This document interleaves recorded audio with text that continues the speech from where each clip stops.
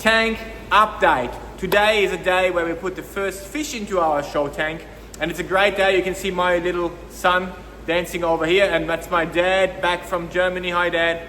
Hello. He's back, and today is a good day because we put the first fish in. Silas did actually a video for you guys how to acclimate fish and stuff. But this video is about when to put fish into your tank. A lot of people ask us that question because they're unsure when to put fish in and what kind of look for, when is it the right time in a new tank to put fish in. And that's actually, not that hard, to be honest. You don't need to be very strict to yourself. Normally after 3 to 6 weeks, like 3 weeks, normally it's kind of pretty safe for a lot of fish to go in there, especially when you have live rock.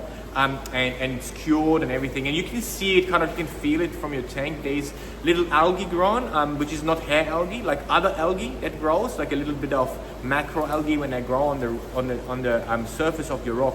That's a little bit like that will tell you that's a time where you can actually safely put in fish. This is the way I do it.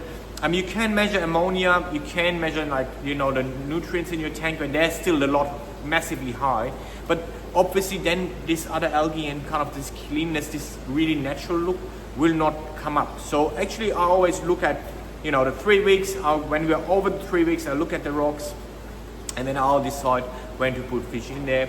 And that's a really good thing to do actually for your tank, and then the way to start with it, putting fish in. And there's one more thing at a Triton method that I want to tell you is that we first put fish in.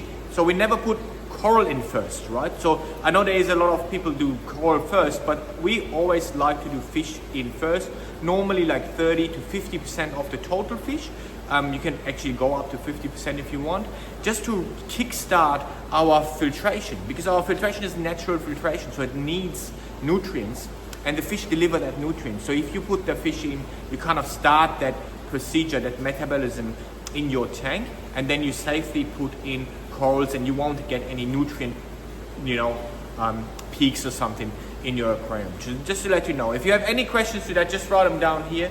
Give me a thumbs up if you want to see that tank live. I'm very often here when I'm doing my lives on the weekend. Just join us in the Instagram lives, and I will see you in the next video. Take care, guys.